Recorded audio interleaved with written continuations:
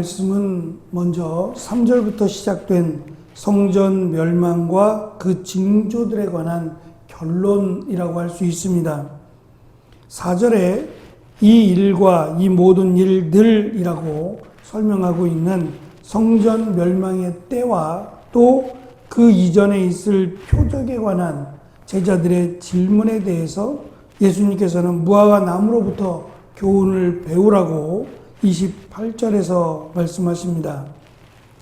이 말씀인 무화과 나무와 관련된 무화과 나무로부터 배우라고 하는 이 말씀은 11장에서 무화과 나무의 저주 사건부터 시작이 됩니다.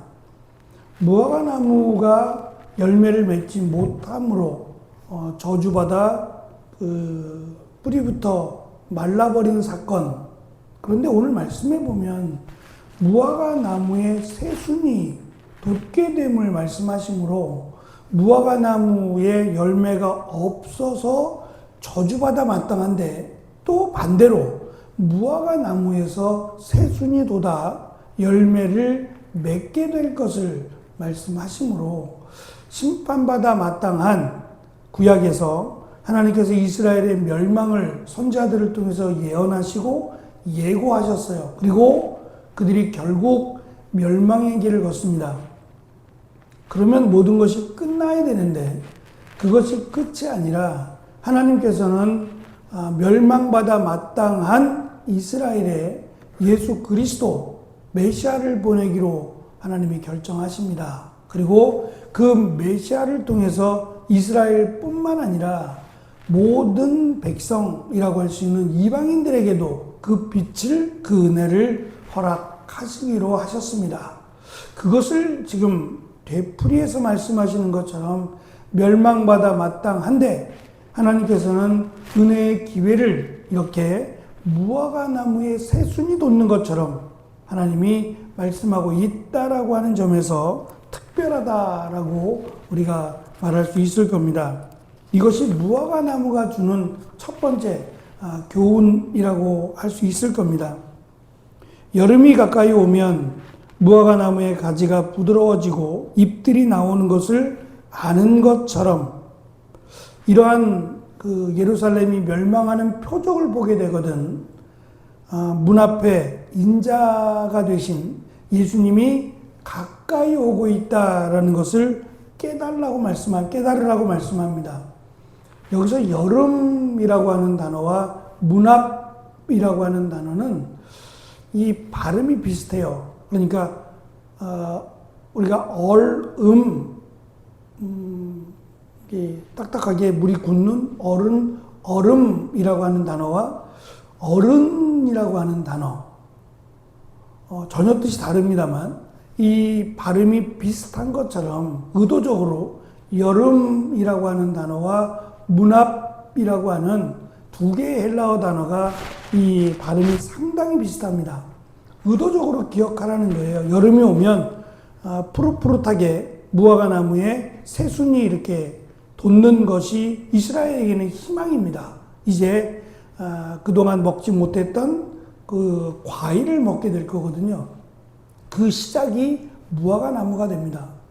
그래서 무화과 나무에 새순이 돋으면 새로운 희망, 또 하나님이 주시는 은혜와 축복을 기대하게 되는 것처럼 예수님이 다시 오실 것이 이 땅에서 예수 그리스도를 믿음으로 고난을 당하고 환난과 핍박을 견디는 이들에게는 진정한 의미의 소망이 되기 때문에 그것을 기억하라. 성전 멸망이 끝이 아니라 어쩌면 이제 예수님을 믿는 이 믿는 자들의 고난의 시작임을 기억하고 이 성전 멸망이 결국은 예수님이 다시 오실 것을 약속하심에 대한 가장 확실한 증거가 될 것이다 라고 하는 말씀으로 연결해서 말씀합니다.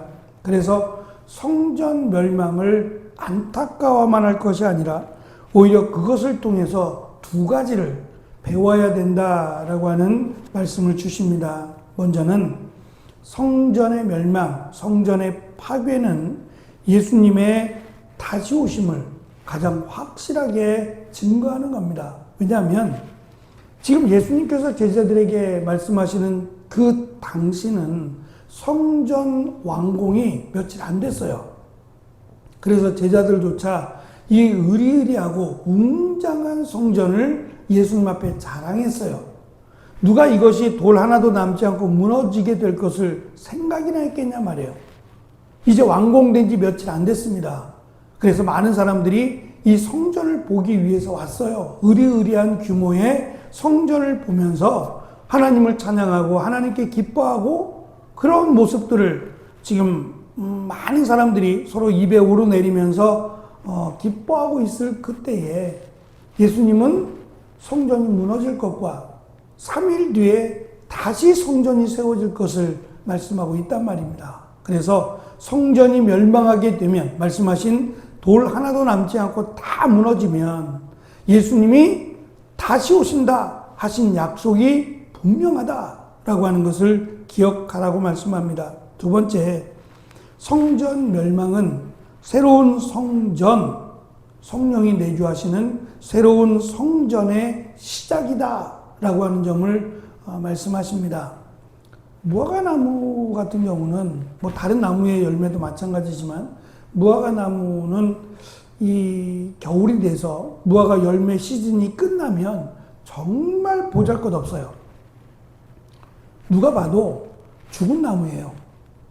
그냥 나무 가지만 뿌리와 연결된 나무 가지만 앙상하게 남아있어요. 정말 보잘것없을 만큼 죽은 거 아니야? 라고 느낄 만큼의 뭐 정말 말라 비틀어진 것 같은 그런 느낌을 받게 돼요.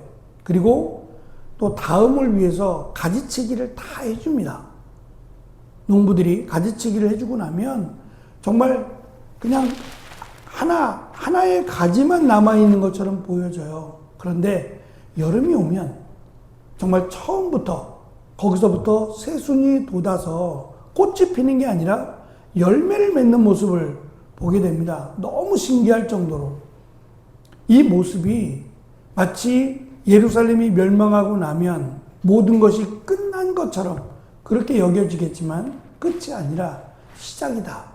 예수님이 다시 오심이 시작되었다라는 것을 기억하라는 것이고, 또 성전 멸망이 하나님으로부터 끝난 관계가 아니라 이제는 새로운 예수 그리스도를 통해서 믿음으로 우리 안에 성령이 임하는 새로운 성전의 시대다라고 하는 말씀을 우리에게 주셨습니다. 이것이 하나님의 심판과 구원에 대한 하나님의 계획임을 또한 말씀하시고 하나님의 영원한 약속이다라고 하는 점을 강조하십니다. 우리는 이미 새로운 성전의 시대를 살고 있고 또 우리 안에 성전이 세워진 성령께서 함께 하시는 시대를 살아가고 있습니다. 그렇다면 이제 남은 것은 예수님이 다시 오신다라고 하는 확실한 소망을 갖는 것과 이것이 하나님의 영원한 약속임을 믿는 겁니다.